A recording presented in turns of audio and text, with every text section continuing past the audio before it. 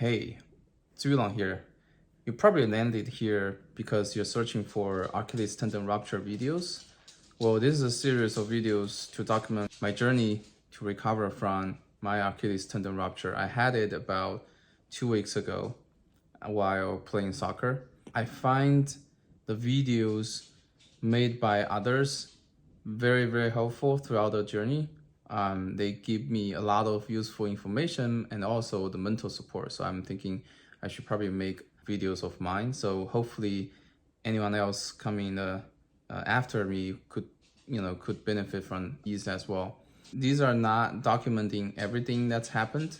I will focus on just putting things that I learned, but I didn't see mentioned anywhere else.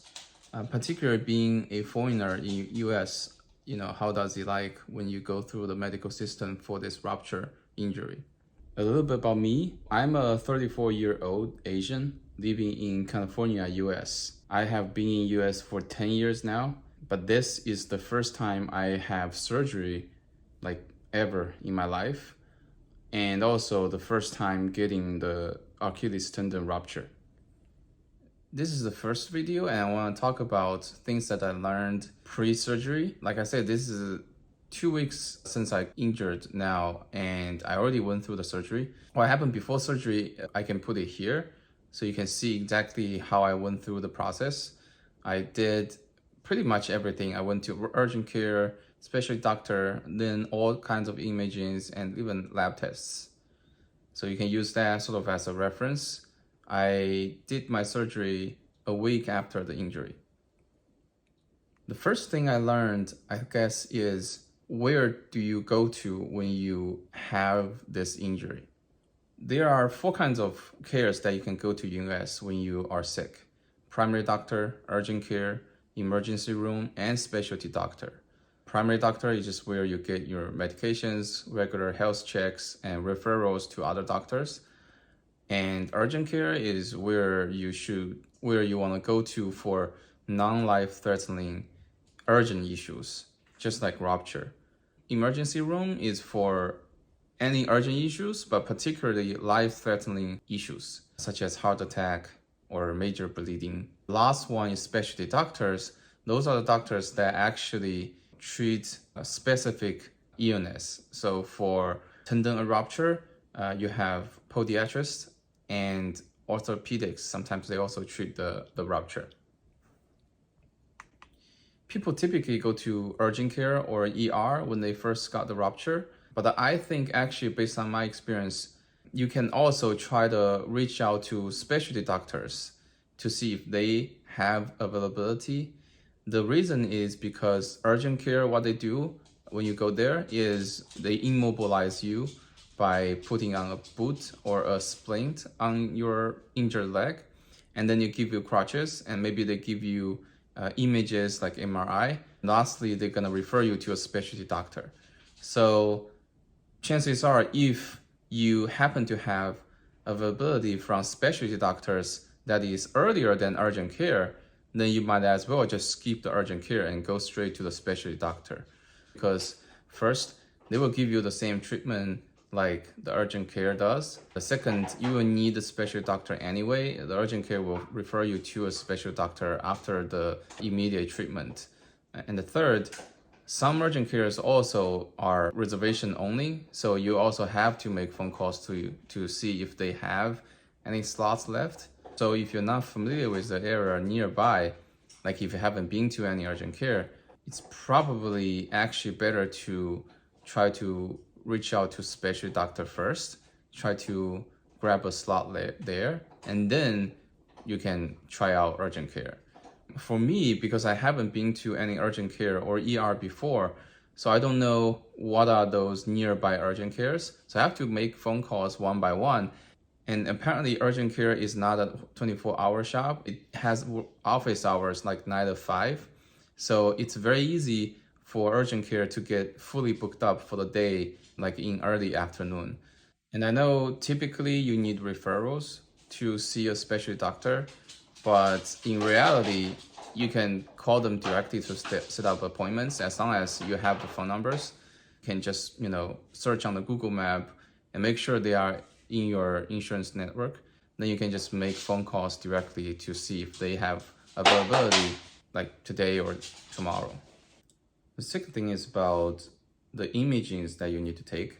Because of the rupture, sometimes the doctors will give you X-rays or ultrasound or MRIs to either rule out any other potential issues or to actually see the severity of your rupture. But when you get those imaging orders, make sure you get the authorization number from your insurance. I think this only applies to if you are seeing a specialty doctor in clinic. If it's a hospital, that means the imaging department is within the hospital network. So the specialty doctor can directly order it and you can just go straight there to the imaging department to take it. But if you are in a clinic, if the specialty doctor orders the imaging, chances are they are ordering the imaging from a third-party imaging company. So in that case, the third-party imaging company will ask you for authorization number from your insurance in order to actually book the appointment for you and then do the imaging. Most of the time, the specialty doctor should be able to get that number for you, but make sure that they do that for you, because if they haven't, and if you contact the image center will say, okay, we need to get that for you, and that will take time. That means, you cannot do the imaging, in time. So make sure that the specialty doctor can get the authorization number for you before you even make phone calls to the third-party imaging center. The third thing is about the MRI.